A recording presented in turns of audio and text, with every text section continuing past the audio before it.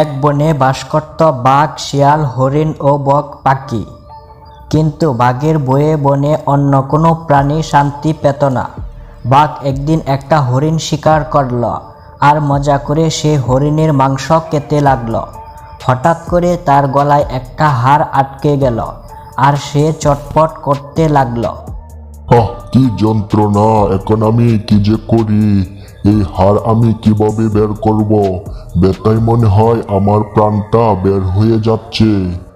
এই কথা বলে বাঘ জোরে জোরে কাঁদতে লাগলো। ঠিক তখনই তার পাশ দিয়ে একটা শেয়াল যাচ্ছিল। বাঘের কান্নার আওয়াজ শুনে শিয়াল এগিয়ে আসলো। একে বাঘ মামা, তুমি কাঁদতেছো কেন? কি হয়েছে তোমার? আমাকে বলতে পারো? বাঘ তখন শিয়ালকে সব খুলে বলল। বাঘের কথা শুনে শিয়াল বলল, তুমি চিন্তা করো না বাঘ মামা, আমি দেখি তোমার জন্য কি করা যায়।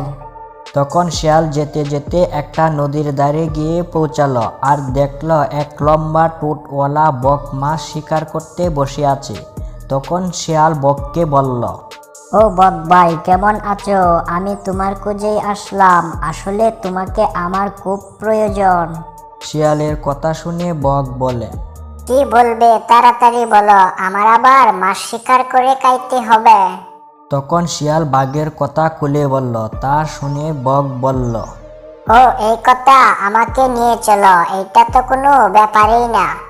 তখন শিয়াল বককে নিয়ে বাঘের কাছে আসলো। বাঘ তাদেরকে দেখে বলে, আরে তোমরা আইছো, তাড়াতাড়ি কিছু একটা করো, যন্ত্রণায় আমার গলা চিরে যাচ্ছে।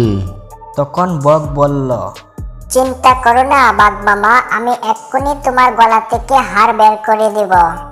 সত্যি বলছো? তাই যদি হয় তাহলে তোমাকে আমি একটা সোনার হার দিব।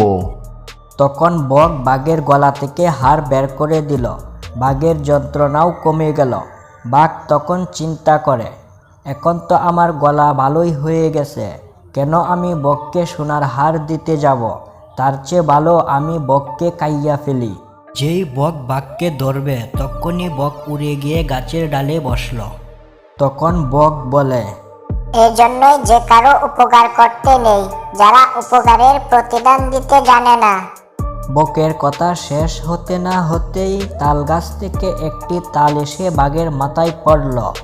সাথে সাথে বাঘ মাটিতে পড়েই মারা গেল। এইটা দেখে বক ও শিয়াল মহা খুশি হলো।